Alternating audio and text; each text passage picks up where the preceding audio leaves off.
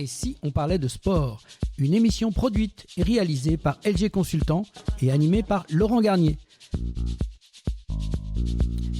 Bonjour à toutes et à tous et bienvenue dans cette 99e émission de Et si on parlait de sport?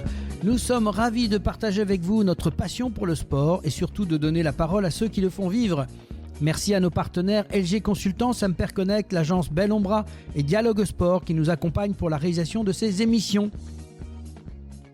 Et pour cette 99e émission, nous avons le plaisir d'accueillir Serge Robert, vice-président du comité régional Handisport Occitanie, Christian Privat, président de la Ligue Occitanie de badminton avec son vice-président Gilles Castillon, Danielle Irazu qui est coprésidente du stade Andayet de rugby, ancienne internationale de rugby à 15 avec 76 sélections en équipe de France, Bernard Pujol, président du comité départemental olympique de Haute-Garonne, passionné d'histoire du rugby et fin connaisseur de la discipline. Bonjour à toutes et à tous et merci de nous rejoindre pour cette émission.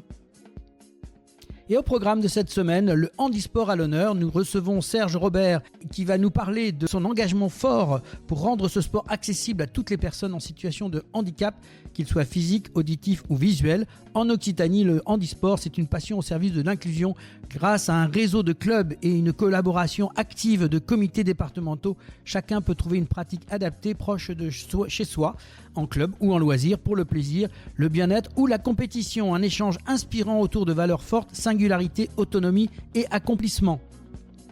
Et en deuxième mi-temps, focus sur le badminton en Occitanie, une discipline en plein essor dans notre région. Pour en parler, nous avons le plaisir d'accueillir Christian Privat et Gilles Castillon. Ensemble, ils dresseront le bilan post-olympique de l'activité, partageront leur vision pour l'avenir et dévoileront les projets structurants qui vont rythmer les prochaines saisons sur notre territoire. Nous reviendrons également sur les performances tricolores lors de championnats d'Europe à Horsens au Danemark, où les équipes de France ont défendu fièrement nos couleurs sur les courts. Une émission riche en échanges et en perspectives et en passion tout autour d'un sport accessible, spectaculaire et en plein développement. Mais avant de donner le coup d'envoi de cette 99e émission, place à l'avant-match. Et si on parlait de sport avant-match?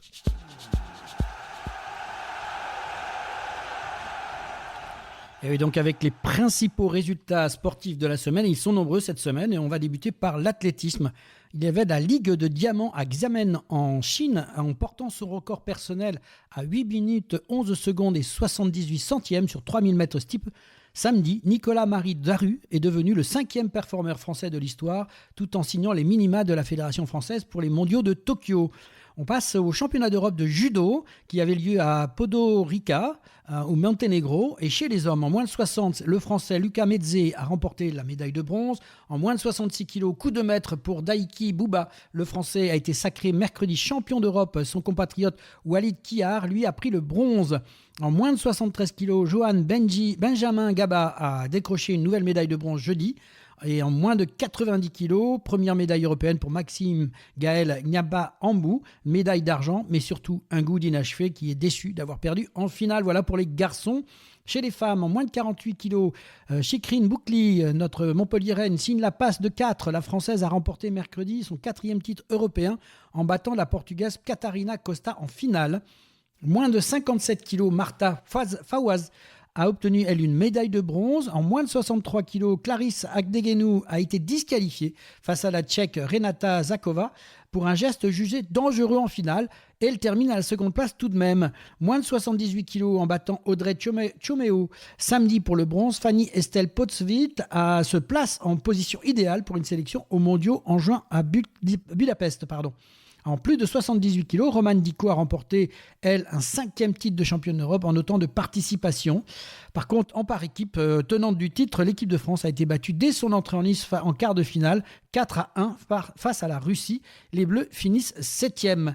Voilà pour le judo. Il y avait aussi du tennis de table avec le WT Contender de Tunis. Et Félix Lebrun, numéro 6 mondial, a écœuré le Danois Anders Lind en finale. Le Montpelliérain l'a emporté en 4 manches maîtrisées, 11-6, 12-10, 11-9 et 11-9. Équitation maintenant avec le grand parquet de Fontainebleau avec les championnats de France Pro Élite sur le Nika WD Bishop. Nina Malevae a été sacrée championne de France de saut d'obstacle samedi. Elle devance Nicolas Serre et Pénélope Leprévost. Cyclisme avec la Desertus Picus, un exploit historique pour le Français Victor Bossoni qui remporte cette course en solitaire qui traverse l'Espagne du nord au sud en 62 heures 50 minutes pour venir à bout des 1400 km et 12 500 mètres de dénivelé positif. Flèche Wallonne chez les hommes, le Slovène Tadej Pogačar a remporté l'épreuve pour la deuxième fois de sa carrière. Ça, c'était mercredi, en devançant la concurrence sur le mur de Huy. Le Français Kelvin Vauclin se classe deuxième. Chez les femmes, c'est la Néerlandaise Puck Pieterses qui a surpris sa compatriote Domi Vollering dans l'ascension du mur de Huy pour remporter la Flèche Wallonne. La Française Juliette Labousse termine à la 7e place. Tour des Alpes, le Français Nicolas Prodhomme, décathlon AG2R, a remporté vendredi la dernière étape du Tour des Alpes devant son jeune coéquipier Paul Sexas, 18 ans. C'est l'Australien Michael Storer de l'équipe Tudor Pro Cycling qui s'offre le classement général. Liège-Bastogne-Liège chez les hommes, à nouveau Tadej Pogačar qui a conclu un printemps de folie en gagnant son 3e Liège-Bastogne-Liège après 2021 et celle de 2024. Chez les femmes, la Mauricienne Kim Lecourt s'est imposée sur ce Liège-Bastogne-Liège en réglant au sprint pour s'offrir la plus belle victoire de sa carrière. La Française Cédrine Kerbaol, très offensive, termine elle au pied du podium. Basket 3-3 avec notre équipe toulousaine qui a disputé l'Open d'Usunomiya au Japon. L'équipe donc de Toulouse 3-3 Stormers s'est inclinée en demi-finale face à Miami 16-21. On continuera à suivre l'équipe qui va avoir tout un parcours cet été. Basket femmes, Boulanger Wonder League avec les quarts de finale grâce à sa victoire sur Angers mardi 62-50. Charnay est le premier club qualifié pour les demi-finales des playoffs de la Ligue féminine. Charleville-Mézières, vainqueur du match aller 90-72, s'est incliné lors du quart de finale retour. Mercredi face à l'Athès Montpellier 68-80, mais s'impose au cumulé des points et rejoint Tarbes en demi-finale. Basketland a éliminé Lasveld 69-61 et retrouve Charnay en demi-finale. En National 2 féminine, demi-finale aller, dans une ambiance explosive, les Toulousaines se sont offert une première balle de finale avec ce succès 73-62 face à Mondeville. Basket homme avec l'Euroleague, quart de finale. Monaco a enfin remporté un match en ouverture des quarts de finale de l'Euroleague, dominant Barcelone 97-80 à domicile mercredi. Fenerbahçe a écrasé le Paris Basketball jeudi à Istanbul lors du match 2, 89-72. Il y avait aussi de la Ligue de champions en basket homme. En quart de finale, Nanterre 92 a échoué dans sa quête d'une place en finale fort de la Ligue des champions, largement dominée par l'AEK Athènes 69-104. Handball homme maintenant avec la Ligue des champions, quart de finale à domicile. Nantes a remporté une courte victoire lors du quart de finale aller au Sporting Portugal, mercredi 28-27. Et en Ligue Holisting Star League 24e journée, grâce à sa victoire sur Chartres 37-30, Montpellier prend provisoirement la deuxième place du classement en attendant le match de Nantes la semaine prochaine. Toulouse est allé chercher la victoire chez la Lanterne Rouge, Ivry 29-28 et Nîmes a battu Dunkerque 29-23. Chez les femmes, handball toujours, Ligue des champions, quart de finale retour. Déjà vainqueur à l'aller en Bretagne, Metz s'est à nouveau imposé dimanche face à Brest 33-32 et se qualifier pour le final fort. National 1 féminin, 20e journée, Toulouse l'emporte à domicile face à Florac-Senon 28-19. Volley féminin, Saforel Power 6, demi-finale retour, respectivement vainqueurs de Nancy et du pays d'Aix-Venelle. Samedi, Levallois-Paris et Nantes se retrouveront en finale de la Saforel Power 6. Volley masculin, Marmara Spike League, demi-finale aller. Le premier match des demi-finales vendredi n'a pas réussi aux équipes qui recevaient. Montpellier a été dominé par Tours et en 3-7, tandis que Montpellier a surpris Chaumont. Hockey sur glace, match de préparation, l'équipe de France a enfin signé une victoire lors de sa préparation au mondial après 3 défaites. Elle a battu la Norvège 4-1 samedi à Cergy-Pontoise. Football et féminin, Ligue des champions, demi-finale retour, vainqueur 2-1 sur le terrain d'Arsenal en demi-finale aller. Une semaine plus tôt, Lyon a coulé à domicile lors du match retour dimanche 1-4 et elles ne seront donc pas en finale. Arkema Première Ligue, 21e journée, Montpellier contre Dijon, ils n'ont pu se départager, ils ont fait 0-0. On passe à la Ligue 1, football, 31e journée, Toulouse a ramené un nul de Nantes, 0-0, et Montpellier a réussi, lui, à conserver le match nul face à Reims, 0-0. En Ligue 2, 32e journée, pas vraiment convaincant et même dominé par Rodez par moment, le Paris FC a concédé le nul samedi, un partout. Rugby fauteuil, champion d'Europe de la haie en Pays-Bas, les Bleus champions d'Europe pour la 3e fois de suite après leur victoire face au Danemark, victoire 53-49. Bravo les Bleus. En rugby à 13 Super League, au terme d'un fin de match à suspense, les Dragons catalans s'imposent à Brutus face à Wakefield Trinity 24-20 et enchaînent un 3e succès consécutif en Super League. Rugby toujours avec les femmes maintenant et ce fameux tournoi des 6 nations, 5e journée, des Bleus héroïques se sont inclinés d'un rien en finale du tournoi des 6 nations, battus d'un petit point 43-42 dans les dernières minutes samedi à Twickenham. Après avoir longtemps tenu tête à l'Angleterre, l'équipe de France termine 2e du tournoi. Les Red Roses, elles, signent un nouveau grand chelem grâce à un essai inscrit dans le Money Time. L'Écosse a disposé de l'Irlande 24-19 et la victoire de l'Italie face au Pays de Galles 44-12. Rugby à 15, toujours avec le top 14 chez les hommes, 22e journée. Le Stade Toulousain a très largement dominé un derby à sens unique contre Castres, 52-6. Perpignan a perdu sur le terrain de Montpellier, 19-13. En Pro D2, 28e journée, un grand pas vers le maintien pour Biarritz, vainqueur de Béziers après sa victoire bonifiée à domicile, 33-17. Défaite de Montauban face à Colomiers, 17-31. MotoGP, Grand Prix d'Espagne à Jerez, parti en pole position, le Français Fabio Quartararo a terminé 2e dimanche, signant son premier podium depuis octobre 2023. Il a été devancé par Alex Marquez, vainqueur d'un Grand Prix pour la première fois de sa carrière et nouveau leader du championnat. Automobile avec le WRC Rallye des îles des Canaries, impérial de bout en bout, le Finlandais Kalle Rovanperä sur Toyota a remporté dimanche le rallye des îles Canaries. Le Français Sébastien Ogier sur Toyota termine lui 2e et son compatriote André Fourmeau sur Hyundai termine lui 5e. Il y avait un rallye aussi, Rhône-Charbonnière, championnat de France, avec un peu plus de 200 km de bataille. Johan Bonato sur Citroën C3 Rallye 2 s'est imposé pour la 5e fois à Charbonnière avec seulement 4 dixièmes de seconde d'avance sur Eric Camilly qui lui était sur Hyundai i20 Rallye 2. Et il y avait de la voile pour terminer avec la semaine olympique française de voile à hier. En quad-foil chez les femmes, pour son retour à la compétition, la vice-championne olympique Lauriane Nolo a décroché le bronze vendredi. La victoire est revenue à la chinoise Van Lee. Et chez les hommes, planche à voile, Louis Pignolet a remporté la médaille de bronze. Voilà, c'est tout pour cette semaine. Et maintenant, place à la première mi-temps de cette émission. Et si on parlait de sport avec notre invité, Serge Robert. Et si on parlait de sport, première mi-temps.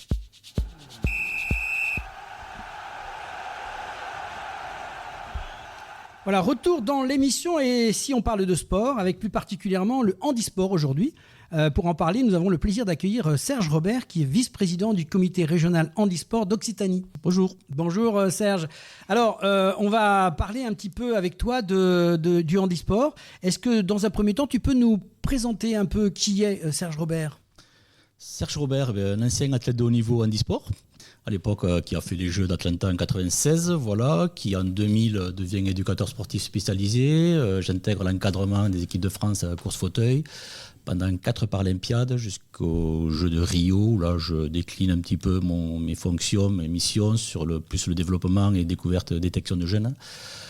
Jusqu'à aujourd'hui, en étant entre-temps devenu référent formation également. Et donc j'interviens hebdomadairement sur le pôle handisport que nous avons sur le CREPS de Talence. Donc tu es toi dans le comité régional handisport d'Occitanie. Oh oui, effectivement, je double un peu l'émission en tant qu'élu aussi au comité régional handisport, effectivement. Ouais. Alors quel est le rôle finalement de ce comité, un petit peu pour le public ? À quoi il sert en fait ? Mais le rôle d'un comité régional, comme beaucoup de comités, c'est développer la politique que nous avons. Donc c'est de développement d'accès à la pratique de notre public, situation d'handicap moteur et sensoriel, sur les pratiques de loisirs ou de compétition, quel que soit le niveau de pratique, quelle que soit l'atteinte, la pathologie. Donc vous êtes aussi au niveau régional, donc vous travaillez avec les comités départementaux. Bien sûr, donc on essaie d'être au maximum en coordination, de suivre un petit peu la politique fédérale et qu'elle soit appliquée sur le terrain, donc au travers de nos comités départementaux, des agents de développement qui sont en poste sur ces comités et d'essayer d'être d'avoir une politique la plus cohérente possible sur la région. Alors comment se traduit concrètement sur le terrain cette volonté d'inclusion ? Un petit peu plus d'exemples. Alors l'inclusion, déjà c'est accès à la pratique bien sûr, donc avant tout, donc l'inclusion aujourd'hui, c'est surtout les structures dans les pratiques individuelles et dans les clubs valides dans lesquels quelquefois on va se rapprocher en premier, parce que la première de la démarche, en fait, quand on veut pratiquer une activité, c'est qu'on va chercher peut-être l'activité qu'on veut faire, mais si on ne peut pas faire toujours l'activité qu'on veut faire, parce que déjà, il y a un petit côté d'éloignement, d'accès de transport pour pouvoir y aller, de temps de transport. Donc, souvent, on va peut-être se rapprocher plus d'une activité, d'une structure beaucoup plus proche. Donc, qui quelquefois, une structure valide, et qu'il faudra bien sûr qu'ils nous accueillent. Donc, bien sûr, le travail, il y a un gros travail sur les associations, les structures de proximité pour qu'elles soient en capacité aujourd'hui d'accueillir nos publics en tout cas, et donc d'où l'importance de la formation pour former l'ensemble des éducateurs, intervenants, acteurs des activités pour qu'ils soient en mesure d'accueillir vraiment tous les publics et entre autres les nôtres, quoi. Alors il faut être licencié à la Fédération handisport. Alors de préférence bien sûr, donc tous les clubs affiliés effectivement bénéficient aussi du réseau, bénéficient bien sûr de l'accompagnement humain, à la fois aussi financier, des enveloppes aussi financières qui peuvent permettre aussi de développer et accéder, donc développer les pratiques qu'elles souhaitent développer. Alors j'ai noté qu'il y avait 1600 clubs à peu près affiliés au niveau de la région ou au niveau national. Non, je pense que c'est un petit peu moins quand même au niveau de la région. Quand même, ouais. On doit être sur, je pense, 400 clubs à peu près. Ouais, c'est un petit peu moins. Je n'ai pas de chiffre précis, donc je ne vais pas dire de bêtises. Non, c'est quand même un petit peu moins. Ouais. Donc ces clubs ne sont pas exclusivement handisport. Tu parlais tout à l'heure de validité, c'est-à-dire qu'il y a une mélange entre les deux. Il faut savoir quand même qu'on est dans une période, effectivement, on a beaucoup de nos publics sur lesquels on n'a pas la main dessus. Enfin, c'est un peu péjoratif, mais en fait, qui ont un cursus, on va dire, familial normal, on va dire, avec un cursus scolaire et un cursus d'accès à la pratique via l'association, qu'elle soit culturelle ou sportive, normal, sans passer par la case handisport, quoi. Donc c'est vrai qu'on a beaucoup de nos publics avec des fois des handicaps minimes qui même eux ne savent pas s'ils sont éligibles, pensent qu'ils ne sont pas même éligibles pour être en handisport. Donc effectivement, pour nous, effectivement, ce sont des publics qu'on ne touche pas ou qui ne passent pas par la licence, en tout cas, en e-sport, quoi. Et le club ne n'éprouve pas le besoin, parce que des fois, on peut avoir un cadrant diplômé d'État qui aura les prérogatives pour encadrer tout public, dont nos publics également, quoi.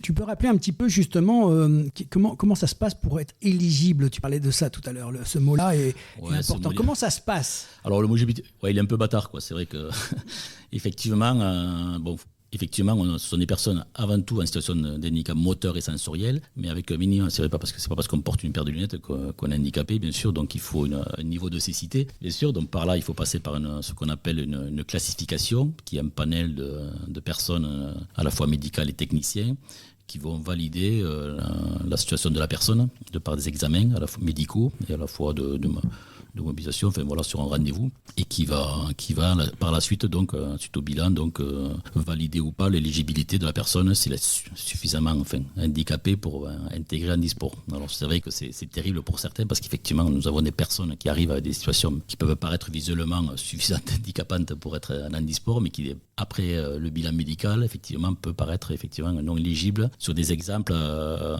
assez cruciaux de la réglementation internationale qui impose automatiquement qui est une cause à l'handicap. Si on n'a pas la cause parce qu'on a une maladie, qu'on ne sait pas pourquoi, on se retrouve en situation, que même la personne se retrouve en situation pour des raisons neurologiques, qu'on ne sait pas trop qu'est-ce qui s'est passé, se retrouve en fauteuil roulant, voilà, mais s'il n'y a pas vraiment une cause, effectivement, ne serait-ce que la phrase terme, le bilan médical ne pourra pas permettre, même pas faire la classification, quoi. Donc ça c'est terrible, ou des fois des handicaps qui effectivement peuvent être assez handicapants dans le quotidien, mais effectivement, il faut qu'après, on puisse intégrer la personne dans une classe d'handicap. Il faut savoir qu'on a des grandes familles d'handicap, déficients visuels, amputés, personnes en fauteuil roulant, paralysés cérébraux.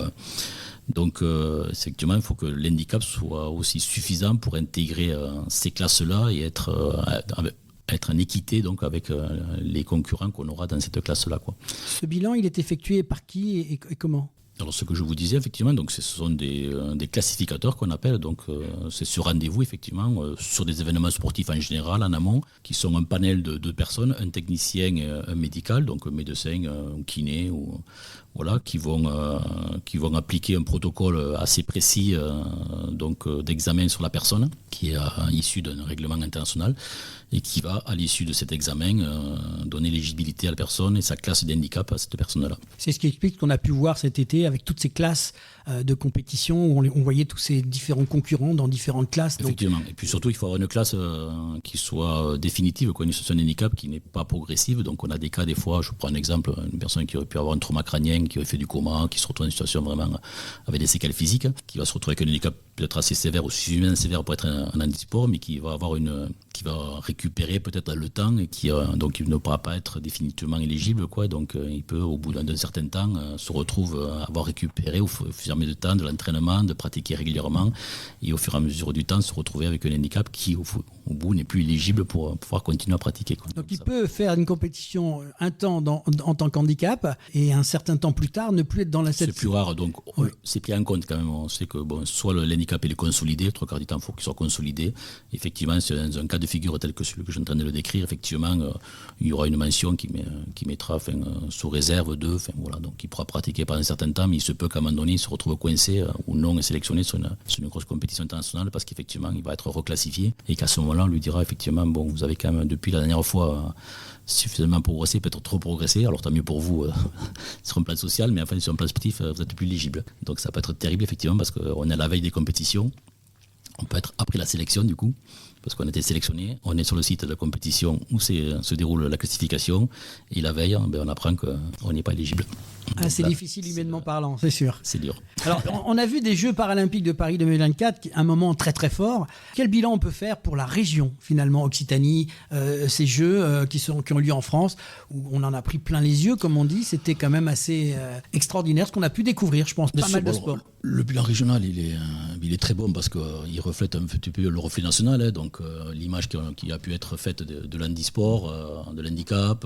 On a vu tous les types d'handicap qui pouvaient pratiquer à haut niveau. Donc même des handicaps très sévères, des fois on peut être surpris de voir à ce niveau-là. Mais en tout cas, on se rend compte que la porte est ouverte pour tous, pour des familles aussi qui n'ont pas une culture sportive, qui ne sont pas entraîneurs du sport ou qui n'ont pas au quotidien, en lien avec de l'handicap, surtout le nôtre, qui pensent que leur enfant est trop handicapé pour faire du sport, une activité, qui se rendent compte assez surpris qu'il y a des handicaps même plus sévères peut-être que le leur qui se retrouvent au jeu, quoi.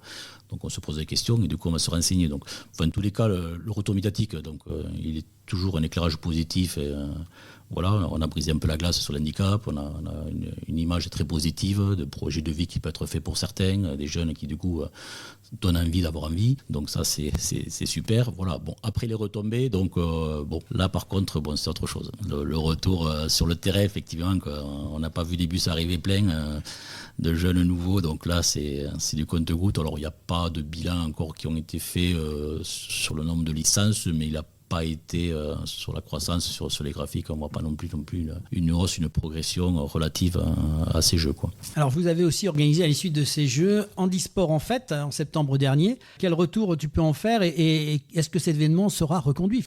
Un événement sur lequel on tient beaucoup, qui a plus de 20 ans d'existence, donc entre autres pour ce qu'il est et surtout le lieu où il avait lieu, donc place du Capitole, donc un lieu stratégique un petit peu très symbolique de la ville de Toulouse, où vraiment on est immergé dans le grand public, qui a pas. Donc voilà, au lieu de faire venir, c'est nous qui sommes allés vers lui. Voilà, les années faisantes, c'est un peu plus compliqué.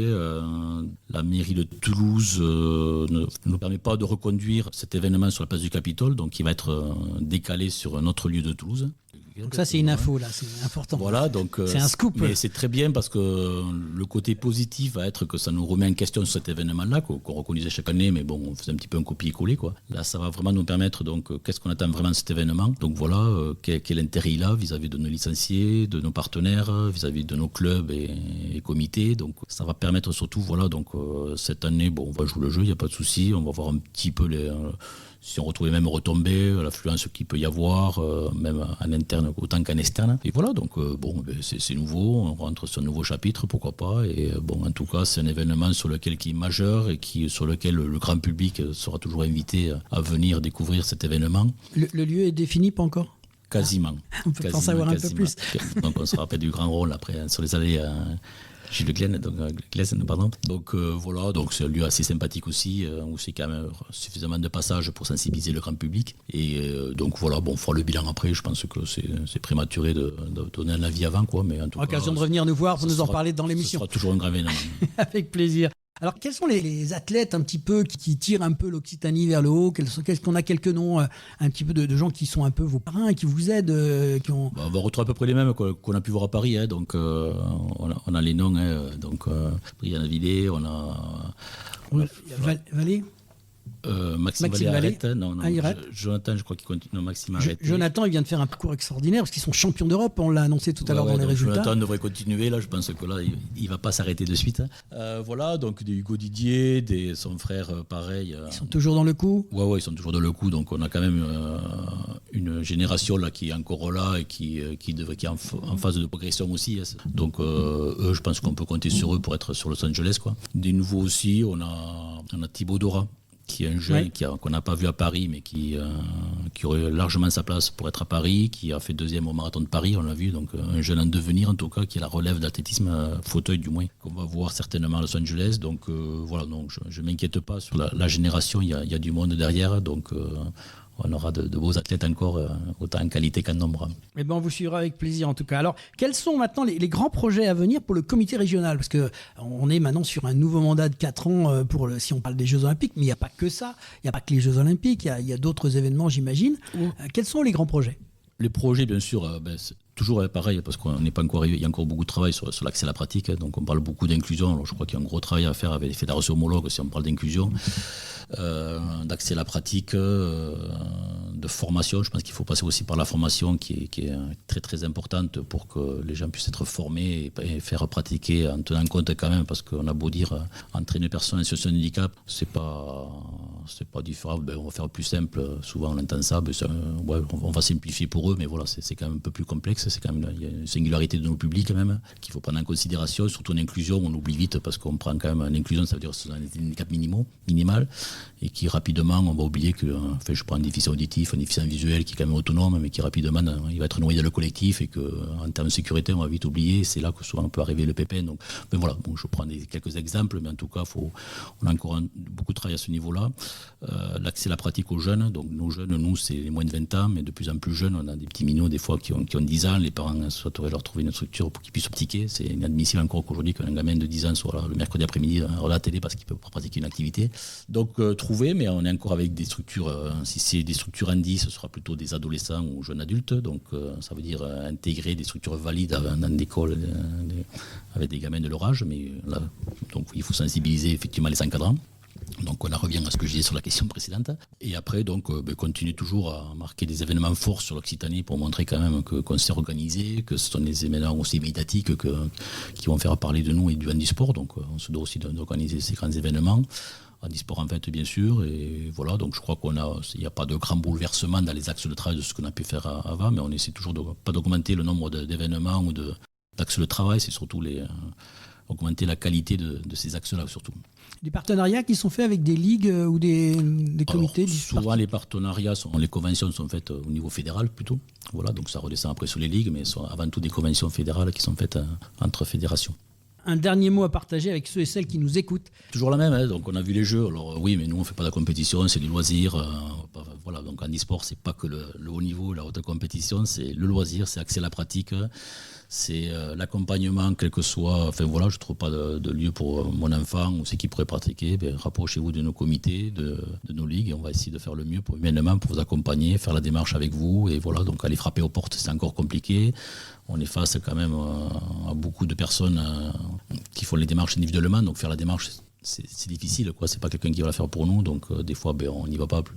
Voilà, tout simplement. Mais donc voilà. Donc rapprochez-vous, vous avez les contacts de nos comités, donc on fera le maximum. Je pense qu'il y a beaucoup de monde, mais surtout faites une activité, faites du sport, c'est hyper important au-delà de la médaille et des performances. Je crois que c'est un mode de vie qui vous apportera beaucoup socialement surtout. On voit là toute la passion du grand sportif Serge. En tout cas, merci pour ce témoignage dans l'émission Si on parle des sports. Bonne continuation pour tous tes projets. Et bien sûr, tu es le bienvenu dans l'émission quand tu veux. Merci beaucoup. Merci. C'est la mi-temps, retour au vestiaire. On se retrouve dans quelques instants avec nos invités Christian Privat, président de la Ligue Occitanie de badminton, et Gilles Castillon, vice-président de la Ligue Occitanie de badminton.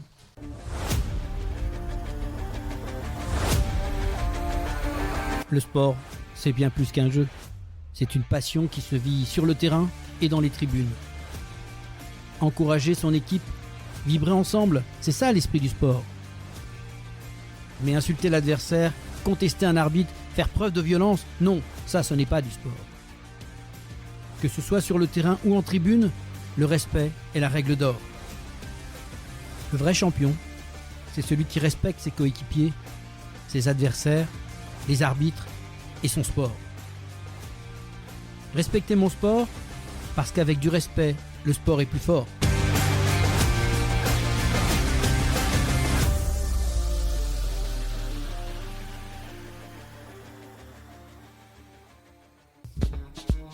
Et si on parlait de sport, deuxième mi-temps. Et retour dans cette émission deuxième mi-temps. Cette semaine, on vous emmène sur les cours, raquettes à la main, pour parler d'un sport qui ne cesse de prendre de l'ampleur, le badminton, et plus particulièrement du badminton en Occitanie. Pour cela, nous avons le plaisir d'accueillir Christian Privat, tout nouveau président de la Ligue Occitanie de badminton. Bonjour Christian. Bonjour. Et Gilles Castillon, qui est le vice-président de la Ligue. Bonjour Laurent. Bonjour à tous les deux. Alors, Christian, vous avez été élu récemment à la tête de la Ligue Occitanie. Est-ce que vous pouvez vous présenter un petit peu, vous, et puis la nouvelle équipe et les ambitions de ce nouveau mandat? Écoutez, moi je suis arrivé il y a 4 ans en Occitanie pour ma retraite. J'ai rejoint mes amis que je connaissais parce que pendant 12 ans j'étais vice-président de la Fédération française de badminton en responsabilité des compétitions et des jeunes. Ils m'ont demandé de venir travailler avec eux, j'ai accepté, et puis j'ai découvert une super équipe, une bonne ambiance, un bon projet. Et puis le président actuel voulait arrêter pour des raisons personnelles, et mes collègues m'ont sollicité, et bon, ils m'ont un peu poussé parce que j'avais dit que j'arrêterais tout, mais voilà, donc il y a une bonne équipe, une bonne ambiance. Et puis une équipe régénérée, et surtout l'arrivée de femmes motivées qui ont nous impulsé, à nous obliger à être un peu plus innovants que ce que l'on était. Vous avez respecté la parité? Ça a été très dur. Ça a été très très dur de respecter la parité. Et notre chance, c'est qu'on a eu pour la première fois une jeune fille de 16 ans qui était dans un dispositif national de la Fédération, l'Académie Junior, et qui a accepté à 16 ans d'être élue, l'âge limite, et elle intègre le conseil d'administration de la Ligue. Elle a la responsabilité des jeunes et des projets féminins. Quelques mots, Gilles, pour te présenter, vice-président, mais toi tu es déjà dans la boutique depuis quelques temps déjà. Oui, c'est vrai. Donc, je joue au badminton depuis 1978 et j'étais beaucoup de postes à la Ligue. J'étais président pendant 2 Olympiades. Maintenant, je suis le vice-président, à nouveau élu, en charge du développement, de la structuration à la Ligue Occitanie de badminton. Et j'étais vice-président à la Fédération française de badminton en charge des Jeux olympiques et paralympiques. Mais je me suis représenté, donc je n'appartiens plus à la fédération, en tant qu'élu, évidemment. Les ambitions pour ce nouveau mandat de 4 ans? Oh là là, des ambitions on en a. On était en attente du projet fédéral quand même, comme disait mon collègue tout à l'heure. On attend le projet fédéral pour voir un petit peu s'il correspond à nos ambitions personnelles de la Ligue.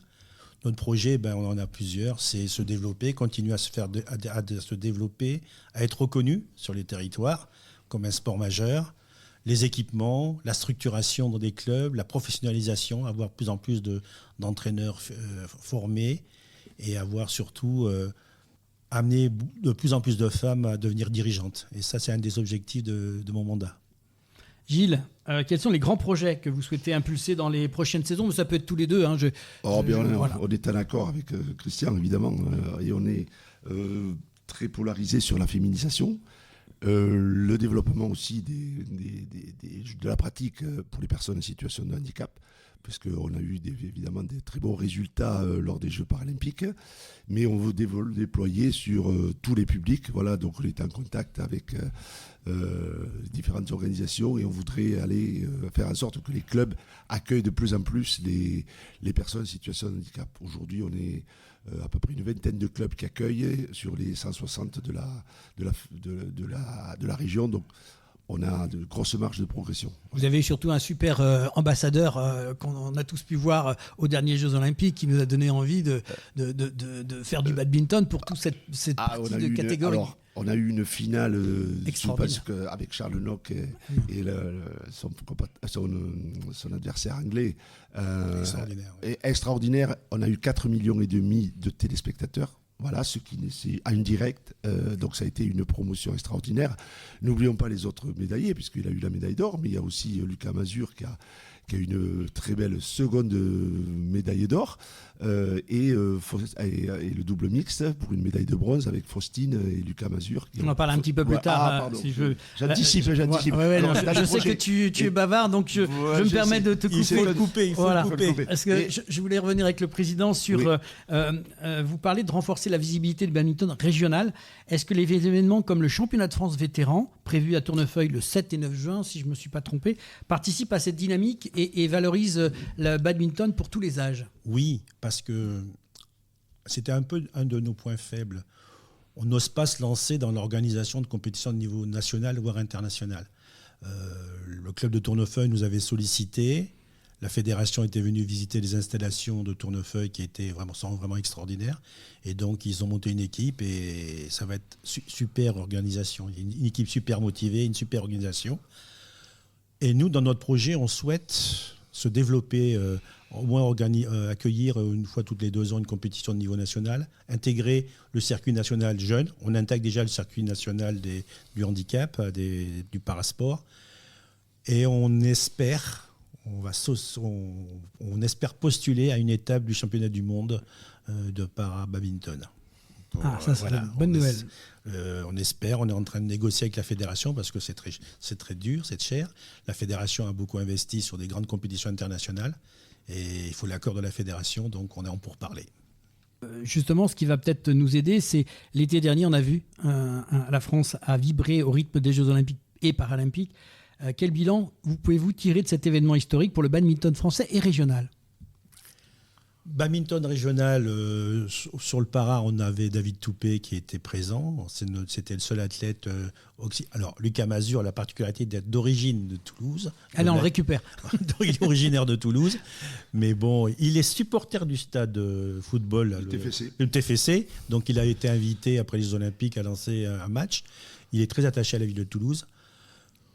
On est au niveau du para-badminton. Le problème, c'est que les Chinois ont compris qu'ils pouvaient aussi devenir et ils commencent à se structurer. Jusqu'ici, ils laissaient un peu tomber le para. Au niveau du badminton normal, on a un petit souci. On commence à rattraper, mais les Chinois, les pays asiatiques sont très loin devant. Depuis plusieurs années, on fait beaucoup de choses pour essayer de rattraper ce niveau. On se structure petit à petit et pour la première fois, on a eu une belle récompense au championnat d'Europe cette année.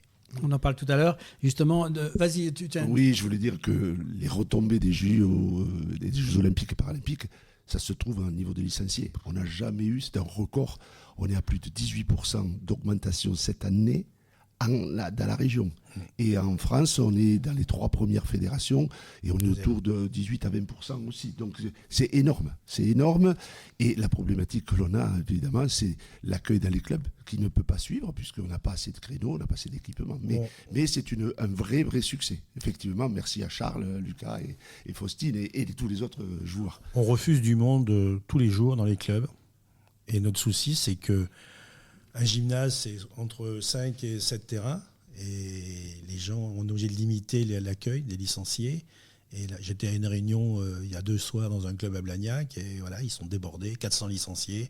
Ils arrêtent parce qu'ils ne peuvent plus accueillir. Les gens, ils veulent jouer quand même, faire du loisir, de la compétition, mais aussi du loisir. Et on ne peut plus les accueillir dans de bonnes conditions. C'est le problème qu'ont vos collègues du tennis de table aussi. Ben oui, on est tous les deux. Ils sont premiers, je crois, au niveau du développement après les JO. Et nous, on est 2e. On a ce souci de... Alors eux, l'avantage qu'ils ont, c'est qu'ils ont des salles qui leur sont fabriquées que pour leur sport. Parce qu'ils n'ont pas une hauteur, etc. Et ils ont beaucoup plus de... Ils commencent à avoir des salles spécifiques de tennis de table. Nous, on a ce problème de structuration au niveau des équipements. Et en particularité, dans l'Occitanie, les équipements sont vieillissants.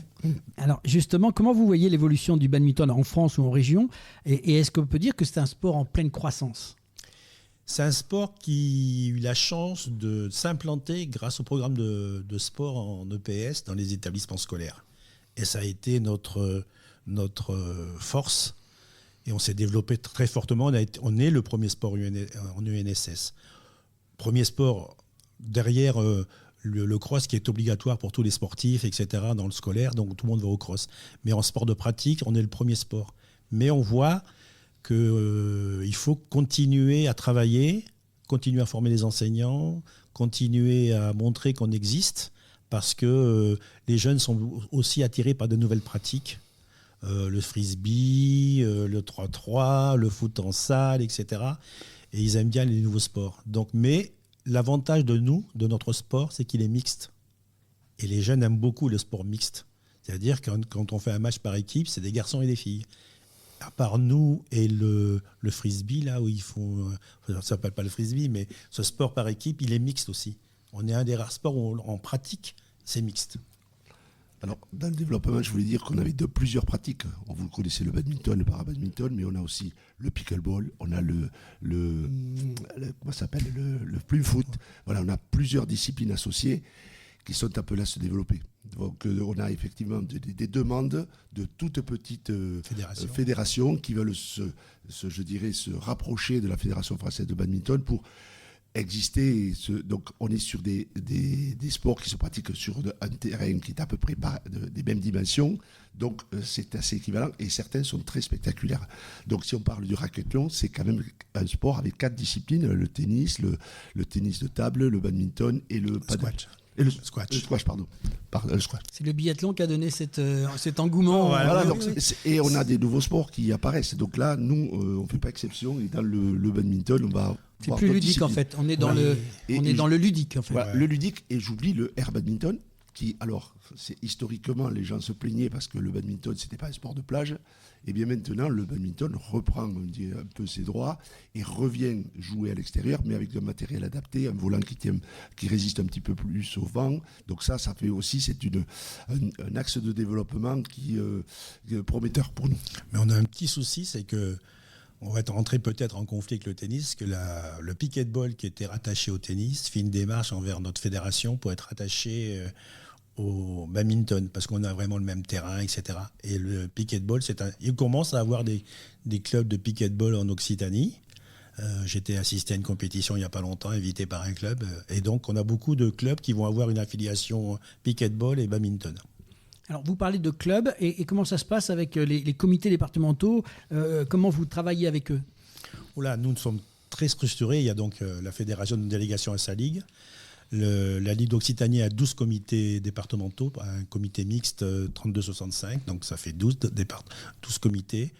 On a un comité des présidents de comité où on parle politique, de stratégie, de développement, etc. Donc le président de ce comité est le président du comité de l'Aveyron, me regardez ces mauvais yeux, de l'Aveyron, et voilà, et on s'est réunis il n'y a pas longtemps pour échanger sur la nouvelle stratégie. Moi, je crois beaucoup à la réalité des territoires. Je me suis battu avec la Fédération française de badminton de ne pas tout imposer de Paris, qu'il y a des réalités de territoire et qu'il faut écouter la réalité des territoires. Et donc, mes collègues sont d'accord avec moi, les présidents de comité, et on a des gros comités, des petits comités qui ont besoin d'être aidés. Et donc là, maintenant, on va se structurer pour aider ces petits comités à se développer. Alors justement, quels sont les projets peut-être de compétition, d'organisation là dans l'avenir, dans l'année 2025-2026 ?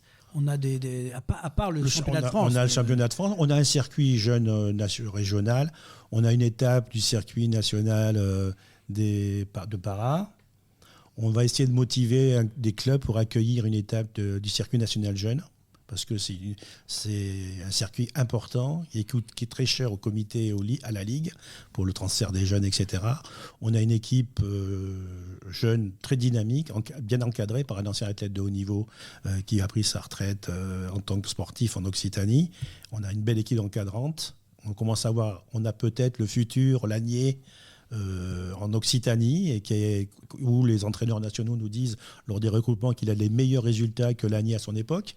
Donc on le couvre, on fait attention, les parents font attention, le suivent. Voilà, on a quelques jeunes, des filles, des garçons qui sont bien encadrés, on les forme. Notre souci, c'est qu'on n'a pas de pôle de formation et tous nos jeunes partent à Talence ou en PACA, en formation structurante de la fédération. Mais bon, on est confiant. Alors là, tu me fais permettre de faire la liaison avec un petit mot sur le haut niveau. Justement, on a vécu récemment tout un tas de choses avec l'équipe de France qui vient de participer au championnat d'Europe à Horsens au Danemark.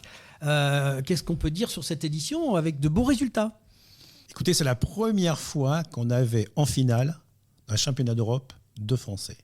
Un jeune, 19-20 ans, Lanier, et puis le grand Popov. Alors, on a trois grands athlètes, les deux frères Popov et le Normand Lanier, qui est de Dives-sur-Mer, un club qui est cher à mon cœur, de Dives-sur-Mer, un Normand qui est vraiment un athlète exceptionnel.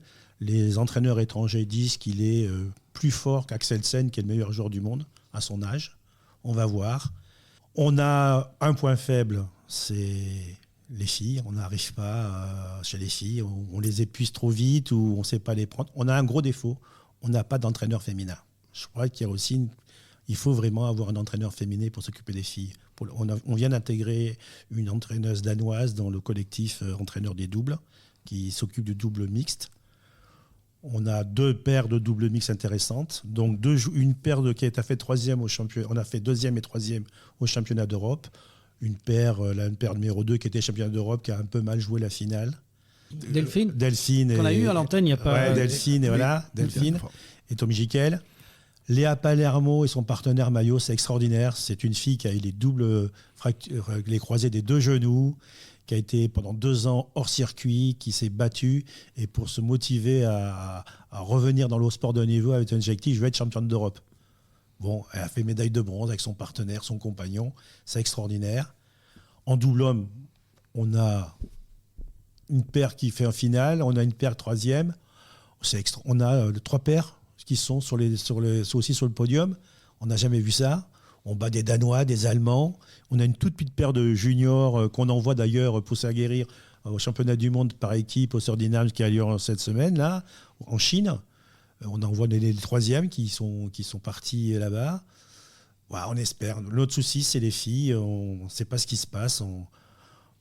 On a des très bonnes joueuses sur les cadettes, les minimes, cadettes. Et puis dès qu'on arrive junior... La structure, les filles, à un moment donné, si elles voient qu'elles ne se percent pas vraiment, elles sont beaucoup plus intéressées par les études, elles bifurquent, elles s'entraînent moins, etc. Et je ne sais pas si c'est ça, les garçons se mobilisent beaucoup plus, mais vraiment là, on est la numéro 2, parce que le Danemark est quand même plus fort que nous, intrinsèquement, ils ont les 2 meilleurs joueurs du monde actuels en simple homme, chez les femmes, les Indiennes, les Vietnamiennes, tout ça, les pays asiatiques sont largement devant. Mais bon, on est content. Ça fait des années qu'on travaille. On a eu des entraîneurs nationaux. Notre filière de haut niveau chez les jeunes est très performante. Beaucoup d'anciens athlètes de haut niveau qui sont passés par les filières, qui sont devenus entraîneurs des jeunes. Louis Parlon, tout ça, ce sont des anciens athlètes de haut niveau qui sont devenus entraîneurs fédéraux sur les jeunes, qui ont connu les choses et qui essaient de ne pas reproduire ce qui s'est mal passé. On essaie de les protéger quand même, parce que si on écoute les parents, parfois, ils veulent aller très vite, très très haut. On essaie de calmer tout le monde, de progresser tout doucement, de ne pas les casser. C'est surtout ça l'important. Mais là, alors on reconnaît qu'on réussit parce qu'on a une équipe, on a récupéré comme entraîneur principal l'entraîneur de Carolina Marin, la championne du monde féminine, qui est espagnole, on a une équipe internationale dans l'encadrement à l'INSEP. Ils ont apporté les datas, on est devenu performant sur les datas. Donc voilà, on espère, on va bien voir. On a les championnats du monde au mois d'août. On a envoyé notre équipe 3 au championnat du monde par équipe actuelle pour les réserver pour le championnat du monde individuel. Ça a un peu été critiqué par certaines ligues et par certains entraîneurs. C'est le choix qu'a fait la fédération. On va voir ce que ça va donner, mais on espère qu'on aura des bons résultats sur le championnat du monde à Paris, dans la salle où a lieu les Jeux Olympiques. Préparation pour Los Angeles quand même, donc des jeunes en puissance qui peuvent... Oui. Dans 3-4 ans, dans 3 ans maintenant. L'année, les frères Popov, Gikel et Delphine, ils seront encore là. La petite paire de double... On a 2 paires de double dames qui commencent à progresser, qui montent, qui commencent à apparaître. Notre objectif, c'est d'avoir des qualifiés sur tous les tableaux. Donc, le plus dur pour nous, ça va être le simple dame. Pour l'instant... même dans les générations à venir, je ne vois pas grand. Bon, on a des bonnes petites joueuses, la petite Huée, tout ça, mais elles ne percent pas au niveau mondial. Elles font des tournois, elles font quart de finale, pas plus au quart de finale. On ne sait pas pourquoi, chez les filles, on n'arrive pas pourtant. Donc la fédération réfléchit et a demandé aux ligues de réfléchir à trouver des solutions au niveau local et voir si on peut reproduire ce qui se passe au niveau local, au niveau national. Le message est passé, le président. Donc les filles, n'hésitez pas. Si vous voulez vous y mettre et jouer dans la cour des grands, le message est passé. Un dernier mot, peut-être tous les deux, sur justement pour motiver. Alors j'ai compris qu'il y a beaucoup de gens dans vos clubs. Qu'est-ce qu'on peut dire, qu'est-ce qu'on peut faire passer au message, ceux qui veulent quand même faire du badminton? C'est convivial le badminton. C'est mixte et convivial. Il y a toujours un bon accueil dans les clubs. C'est pas comme au rugby quand même, mais on joue. Et après, on fait la fête ensemble. Voilà. Il y a des troisièmes mi-temps. Ici, ça parle bien en Occitanie. Voilà. Oui, et puis il y a des interclubs, il y a beaucoup d'échanges, y compris, j'ai oublié de mentionner tout à l'heure, les sports d'entreprise qui se développent pas mal. Et donc là, on a aussi pas mal de marge de progression dans ce domaine. Donc on a beaucoup d'espoir. Et le badminton, je confirme ce que dit Christian, c'est convivial, c'est facile à jouer. On s'amuse dès le premier soir. Voilà, contrairement à d'autres sports où il faut pratiquer, là, dès le premier soir, vous vous amusez. Et puis, vous ferez de belles rencontres. Et puis, si vous pouvez jouer, moi, dans ma famille, j'avais une de mes filles qui était dans l'équipe de France. Vous voyez, elle jouait avec son père. Elle me faisait jouer, c'était bien. On peut jouer avec n'importe qui. Et si on veut s'adapter au niveau de la personne qui est en face de soi, on peut rapidement apprendre à jouer. On a beaucoup d'enfants qui viennent du tennis, qui ont beaucoup de difficultés au tennis, parce que c'est dur, le tennis. Et au bout de 2 séances de badminton, ils commencent à jouer. Donc voilà. Merci à tous les deux pour cet échange passionnant dans l'émission Ici on parle des sports.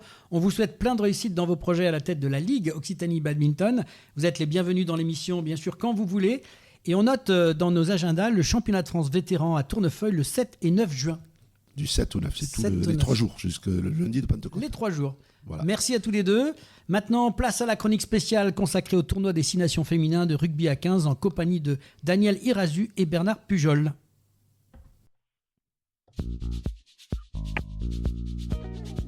Et si on parlait de sport, la chronique.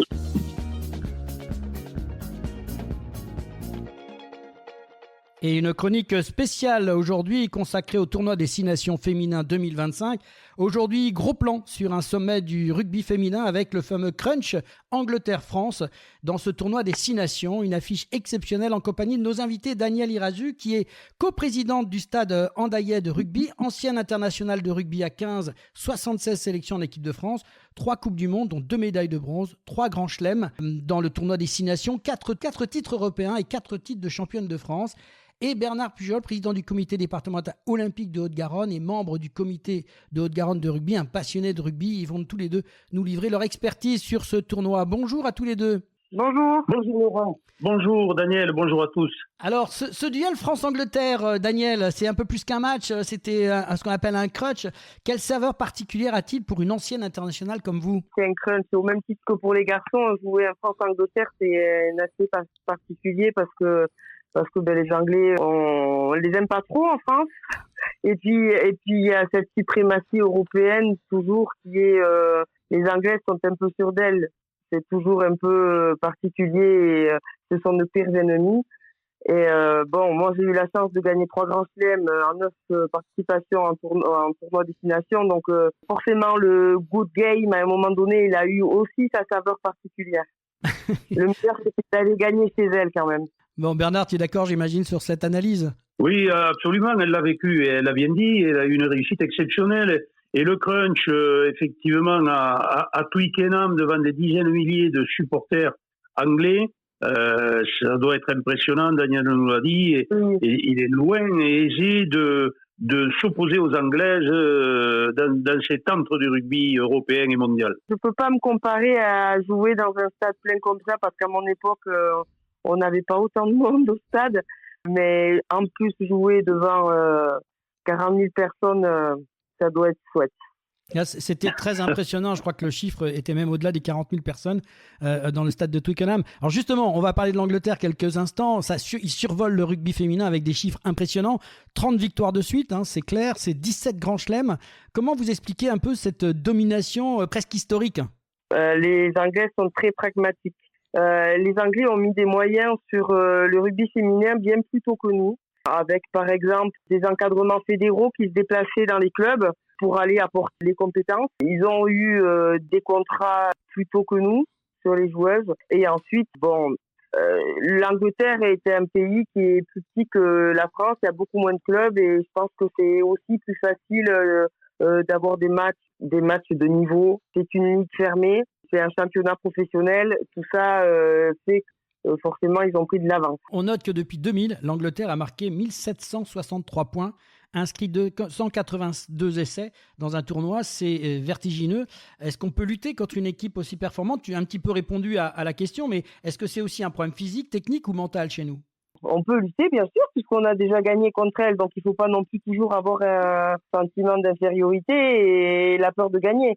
Mais par contre, oui, il y a certainement un aspect technique parce qu'elles ont été meilleures techniquement que nous pendant très longtemps. Physiquement aussi, moi j'ai des souvenirs on savait que les années de Coupe du Monde, les Anglaises, elles étaient imprenables parce que des préparations différentes.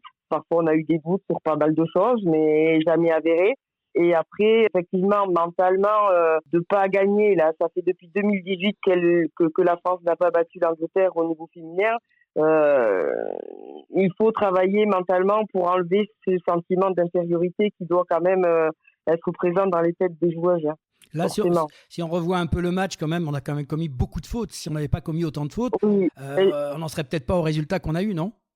Oui, mais je voudrais rajouter aussi, par contre, par rapport à ce sentiment d'infériorité, il y a quand même quelque chose qui est marquant en France. L'équipe de France des moins de 20 ans a été créée en 2010. Depuis, elle a perdu un seul match et elle a fait un seul match nul. Depuis 2010. Et avec des scores fleuves parfois. Les moins de 18 ans, là, elles ont fait un grand chelem. En marquant aussi des gros scores contre l'Angleterre. Donc, on peut quand même aussi se poser la question, nos joueuses, elles sont formées à gagner. Elles savent gagner l'Angleterre. Et donc, c'est quand même, on peut se poser la question, comment au niveau au-dessus, chez les grandes, on n'y arrive plus. Il y a quand même des choses à regarder de près au niveau de la DTN et des recherches à faire au niveau mondial aussi avec World Rugby, je pense, sur des améliorations à réaliser. Tu es en train de nous dire que l'avenir est derrière nous, en fait. La vie est derrière nous. J'espère que cet élan-là qu'on a vu est un début de quelque chose. Alors justement, nos Bleus ont dû répondre quand même. On a eu 6 victoires dans ce tournoi des destinations. Et puis il y a une jeune femme, Morgane Bourgeois, qui a été exceptionnelle, qui a marqué 68 points. J'ai fait le calcul total cette année. Est-ce que la France est en train de combler l'écart quand même avec l'Angleterre ? On a fini à 1 point finalement. Oui, mais comme vous le disiez tout à l'heure, effectivement, beaucoup de fautes de main. L'Angleterre a pas non plus défendu comme elle aurait dû. C'est quand même une défaite à la fin. Faut pas, voilà, c'est pas comme j'ai pu le lire une défaite encourageante. Il n'y a pas de défaite encourageante. Ça fait trop longtemps qu'on perd contre elle. À un moment donné, il faut que ça passe, quoi. Alors oui, elles ont eu du répondant. Elles ont eu des qualités de résilience et de patience pour le coup qui leur ont permis de presque faire basculer le match. Et donc, pour en revenir à la jeune Morgane Bourgeois. À qui je pourrais aussi associer Kelly Herbet, oui, bien sûr. La jeune de 19 ans du Stade Toulousain. Morgane Bourgeois, elle est la bonne nouvelle en termes d'efficacité au pied. Cette efficacité au pied qui nous a manqué lors de la dernière Coupe du Monde en 2021 et qui nous aurait permis d'aller en finale contre l'Angleterre, justement, de battre les Blacks en demi-finale. Donc oui, Morgane Bourgeois, elle a un très beau score au pied et je lui souhaite de encore progresser dans le jeu pour encore plus être en contestation possible à son poste, quoi. Elle a marqué un essai sur ce dernier match. Oui, elle a marqué un essai, mais après on voit qu'elle est jeune et qu'elle manque encore d'expérience à ce niveau-là. D'un point de vue physique, il y a encore du travail. Je vais poser une question qui va, j'imagine, vous faire tiquer tous les deux. Ce match, on dit souvent que c'est une opposition de style, rigueur, puissance anglaise contre créativité française. Historiquement, est-ce une constante dans les confrontations France-Angleterre ? Et là, je vous donne la parole à tous les deux. On s'aperçoit de choses que la France, lors de la première période, et on l'avait vu lors de la remontada, si vous me permettez de l'appeler ainsi, lors de la dernière victoire française, puisque on avait été mené, voire malmené la première mi-temps. Et sur ce match que l'on a vécu dernièrement, On n'a pas été spectatrice, mais on prend quand même 33 points et on a eu un retard à l'allumage qui fait qu'on s'incline d'un point.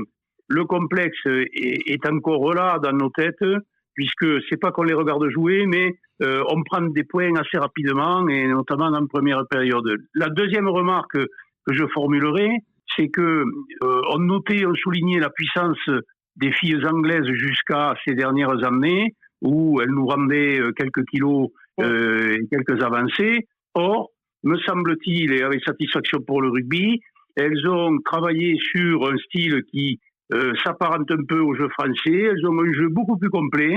Elles écartent les ballons, elles gagnent en vitesse, elles ont quelques individualités. Ça me semble être une difficulté supplémentaire pour les opposantes aux Anglaises. Elles me semblent avoir travaillé sur un rugby beaucoup plus complet. L'apport de John Mitchell, qui était quand même un entraîneur qui a fait ses preuves au niveau mondial, est énorme. Et l'Angleterre, elle est en pleine mutation dans son jeu. Elle a produit énormément de jeux, beaucoup de continuité avec beaucoup de temps de jeu. Et le point aussi qui est à remarquer, c'est que c'est l'équipe qui a le moins tapé du tournoi de jeu au pied, alors que jusqu'à présent, elle tapait énormément de jeux au pied. Donc ça montre qu'elles ont changé leur fusil d'épaule. On va extrapoler un petit peu, parce que là, sur ce tournoi, maintenant, c'est derrière. Juste un petit mot pour terminer cette chronique sur la Coupe du Monde qui arrive en été, là, qui va se passer donc justement en Angleterre. Quelles sont les chances des Bleus après cette belle mais cruelle défaite quand même? Est-ce un déclic ou un frein psychologique? C'est la question que beaucoup de journalistes ont posée. Qu'est-ce que vous en pensez tous les deux? Pas un frein psychologique, au contraire. Je pense que ça leur a montré que si elles avaient été un peu plus sérieuses dans les conservations de balles ou les fautes de mer, la défense, elles sont capables de rivaliser dans le jeu. C'est plutôt de bon augure pour la suite. Après, il y aura quand même encore une différence de préparation parce que il faut quand même savoir les Anglaises, elles ont terminé leur championnat juste avant le tournoi destination et que depuis le début du tournoi destination jusqu'à la fin de la Coupe du Monde, elles sont ensemble. Nous, les Françaises, le championnat il termine le 31 mai. Et elles seront après réunies, pas en continuité, je crois pas, j'ai pas toutes les dates, mais il y a quand même aussi là une différence de préparation qui va être difficile à combler, je pense. Le premier match, c'est le 23 août contre l'Italie. Parlons de l'Italie, effectivement, je prends la balle au bon. On voit que sans cataclysme, les cartes se rabattent en Europe, puisque l'Italie, parlons-en, termine loin devant le Pays de Galles, qui est en grande difficulté, et l'Écosse qui s'accroche difficilement. Alors, l'Italie, qui nous a posé quelques problèmes lors de ce tournoi des destinations, est une nation qui travaille bien, qui progresse et qui aura son mot à dire et qui perturbera certaines mages de la Coupe du Monde. Pour la Coupe du Monde qui arrive, fort des résultats et de ce que vient de dire Daniel au niveau des préparations, bon, bien sûr, il y aura les fans, elles sont là, elles seront là, et les Blacks qui sont toujours là en Coupe du Monde, les filles ne la manqueront pas, même si c'est en terre hostile, entre guillemets. Oui, parce que rappelons que les Black Femmes, elles sont quand même championnes du monde en titre encore. Hein. Oui, il ne faudrait pas les oublier. Oui, il ne faut pas le banaliser. Les Blacks féminins et masculins sont toujours là. On sait toutes les valeurs et vertus de ce sport sur leur île. Et ils seront là. Mais la France, on s'attendait à un tournoi difficile à conclure chez les Anglaises. Elles se mettent en position... non pas de favorite, il ne faut pas exagérer les propos, j'entends lire, j'écoute, il faut faire très attention, mais c'est une équipe outsider de premier rang. Si effectivement elle se met en confiance qu'elles arrivent à travailler, elles ont un peu de temps devant, les chances leur seront données, elles peuvent jouer plus que les troubles faits en Angleterre. Mais c'est en Angleterre que ça se déroule. Et nos amis de la perfide Albion ne vont pas lâcher le morceau, c'est sûr. Il faudra se hisser à très très haut niveau, mais on peut tout à fait y croire. On peut tout à fait y croire. Il n'y a aucun risque en Coupe du Monde en Angleterre. On peut y croire. Après, encore une fois, j'espère que les Françaises seront vraiment focalisées sur la performance et qu'elles ne s'arrêteront pas à batailler sur des problématiques à côté de la performance. Il faut vraiment qu'elles se focalisent là-dessus et dans leur préparation. Pour revenir sur Morgane et Kelly, parce que elle représente quand même la jeune génération montante. J'ai envie de dire l'évolution du haut niveau féminin qui a été mis en place par la fédération ces dernières années. Les deux jeunes ont toutes les deux suivi la filière de haut niveau depuis le départ, dès 15 ans. Donc elles ont suivi les académies pour l'espoir, l'école de rugby. Kelly a commencé à 4 ans, Morgane à 10. Et aujourd'hui, en fait, on récolte les fruits de ce travail des clubs, de ce travail des éducateurs, des entraîneurs nationaux et de la fédération. Et ces filles-là, elles sont formatées performance déjà depuis très jeunes, en fait, en étant passées les centres de suivi dans les académies et ensuite intégrer les clubs, le Stade Toulousain et Bordeaux, qui sont deux gros clubs féminins. Et aujourd'hui, elle représente ça, en fait. Et Morgane, elle surfe aussi sur 2 titres de champion de France consécutifs. Donc, c'est quand même révélateur de l'évolution du rugby féminin ces derniers temps. Merci Daniel et Bernard pour ce beaux éclairages de ce tournoi. On vous souhaite bien sûr le meilleur. On va souhaiter le meilleur bien sûr pour nos Bleus pour cet été. On leur donne rendez-vous pour la Coupe du Monde cet été le 23 août pour leur premier match face à l'Italie. Allez les Bleus, j'ai envie de dire. Et merci à tous les deux pour cette chronique. Merci, au revoir. Avec grand plaisir, au revoir à tous. Salut Daniel. C'est la fin du match. Tout de suite, l'agenda de la semaine avec les grands rendez-vous sportifs. Et si on parlait de sport? Fin du match. Et voilà, c'est la fin du match de cette 99e émission avec les grands rendez-vous de la semaine dans l'agenda sportif. Cette semaine, donc, il y a du mercredi 23 avril au 4 mai, tennis, la suite du tournoi ATP WTA 1000 de Madrid. Jeudi 1er mai, beach soccer avec les championnats du monde qui débutent à Victoria aux Seychelles. Vendredi 2 mai, football Ligue 2, 33e journée. Metz rencontre Rodez.